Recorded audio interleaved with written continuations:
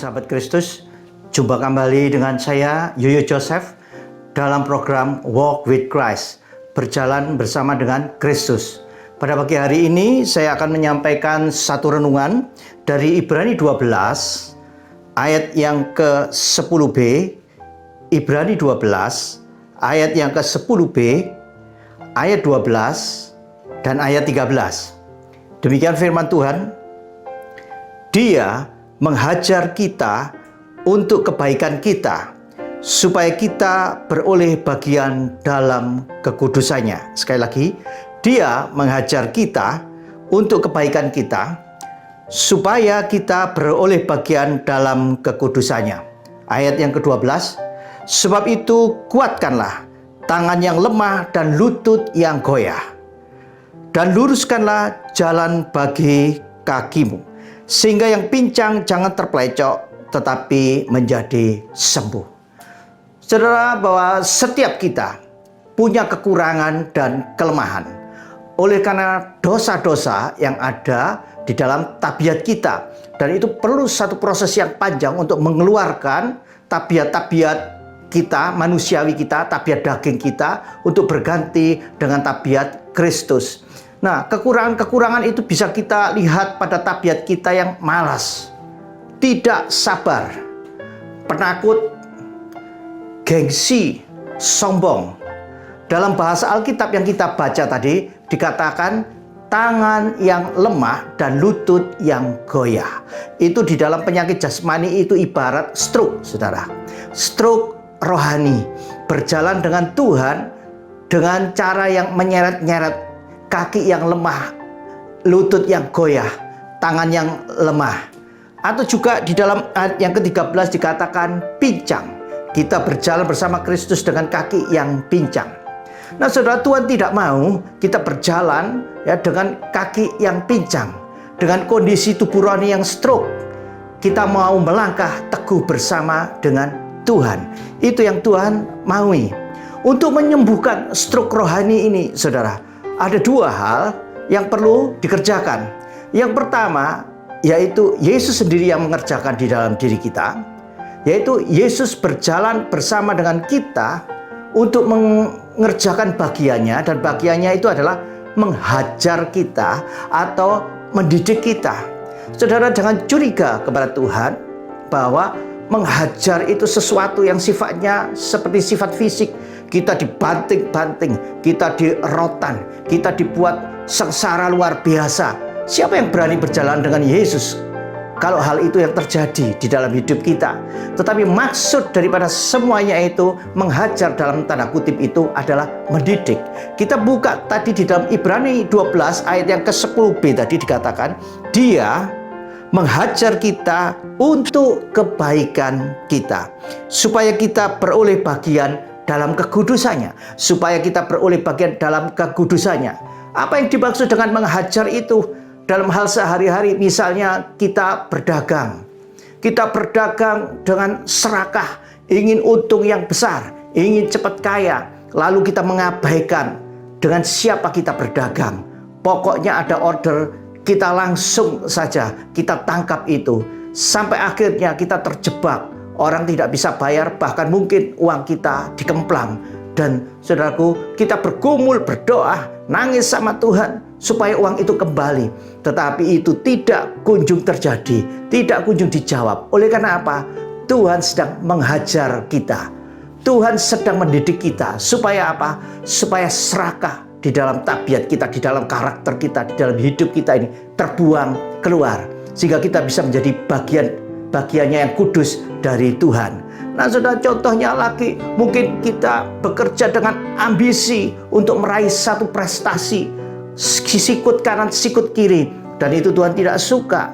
Lalu, saudaraku, kita tiba-tiba difitnah, kita dihancurkan, nama kita direndahkan, dan kita menangis di hadapan Tuhan. Dan Tuhan tidak kunjung bela. Karena apa, saudara? Oleh karena untuk menghabiskan ambisi-ambisi daging ini keluar dari tubuh kita, dari pribadi kita, supaya apa? Kita beroleh bagian yang kudus, yang dari Tuhan. Itu maksud menghajar, itu masuk mendidik. Mungkin kita suka jajan, sudah umur lakcap, sudah umur 60, masih terus kuliner-kuliner kayak anak umur 30, saudara. Makan sana, makan sini, tidak ada taraknya. Sampai akhirnya kita jatuh sakit, kita bergumul berdoa minta kesembuhan. Karena kita sudah mulai membatasi pelayanan-pelayanan. Karena kita sudah tidak mampu lagi bekerja, saudaraku, dengan bebas. Saudara, dan Tuhan tidak kunjung jawab doa kita. Nah, saudara, apa yang terjadi akhirnya? Kita bergumul dan berdoa untuk apa? Menghilangkan sifat rakus ini. Tuhan tidak segera tolong kita. Mungkin saudara kita orang yang suka ngebut. Terus umur sudah 50 ke atas kita masih ngebut, saudara. Dan Tuhan tidak suka. Sebagai anak-anak Tuhan punya sikap yang buru-buru, di mana-mana selalu buru-buru ngebut, saudara. Saudara, Tuhan baru ngomong ya, belum sampai selesai, saudara, kita sudah ngebut gaspol, saudara, sehingga akhirnya kita menangkap yang salah dari Tuhan, menafsirkan yang salah. Kenapa?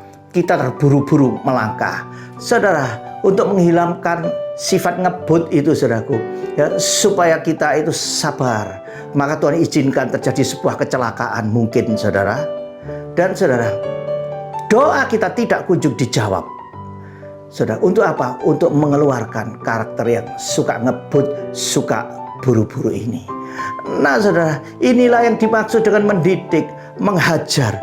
Supaya apa, saudara? Supaya kita beroleh bagian di dalam kekudusannya. Nah, saudara, yang kedua, kalau tadi ada Tuhan yang mengerjakan, yang kedua ini kita yang harus kerjakan, yaitu di dalam Ibrani 12 ayat yang ke-13. Di dalam Ibrani 12 ayat yang ke-13 dikatakan, dan luruskanlah jalan bagi Tuhan. Dan luruskanlah jalan bagi kakimu, sehingga yang pincang jangan terpelecok tetapi menjadi sembuh. Luruskanlah jalan bagi kakimu. Yang diluruskan bukan kaki kita, tetapi yang diluruskan adalah jalan di mana kita mau melangkah. Nah, di dalam Alkitab terjemahan bahasa Indonesia masa kini itu dikatakan, berjalanlah selalu pada jalan yang rata. Berjalanlah selalu pada jalan yang rata. Saudaraku, jalan yang berkelak-kelok itu kita jangan ikuti. Berjalan dalam jalan yang rata, berjalan dalam jalan yang lurus. Supaya apa? Supaya kita tadi dikatakan tidak terpelecok, tidak terkilir. Sudah setruk jalannya lika-liku, sudah setruk jalannya naik turun, tidak mengikuti jalan yang rata, tidak mengikuti jalan kebenaran. Akhirnya kita bisa stroke permanen secara rohani, saudaraku. Kita bisa cacat, kita bisa terkilir, kita bisa terpelecok, saudaraku, secara permanen, saudara. Oleh karena apa? Oleh karena kita siksak. Oleh karena apa? Oleh karena kita tidak cari jalan yang rata. Jalan yang rata itu yang seperti apa, saudaraku? Yaitu apabila kita mau mendengar orang-orang yang tua, yang bijaksana, yang sudah makan banyak asam dan garam, dan orang yang takut akan Tuhan. Saudaraku, itu adalah jalan yang rata yang perlu kita turut nasihat-nasihatnya. Jalan yang rata itu seperti apa? Hamba Tuhan mungkin berbicara dari atas mimbar. Hamba Tuhan mungkin berbicara face to face, saudaraku. Itu adalah jalan yang rata yang harus kita pertimbangkan dan kita ikuti. Saudaraku, jalan yang rata itu dari apa? Mungkin dari anak-anak kita, ya, dari istri-istri kita. Jangan dilanjut loh. Jangan diteruskan loh. Ini alarm, ini lampu merah, ini bahaya. Kalau kita tabrak terus, saudaraku, kita terpelecok, kita tergilir, kita bisa cacat permanen. Tetapi kalau kita ikuti, kita bawa di dalam doa, kita sedang berjalan di jalan yang rata. Nah, saudaraku, pagi hari ini kita belajar dua hal. Yang pertama, terima didikan Tuhan dengan rela. Sekalipun itu sifatnya hajaran, saudaraku, tetapi itu baik.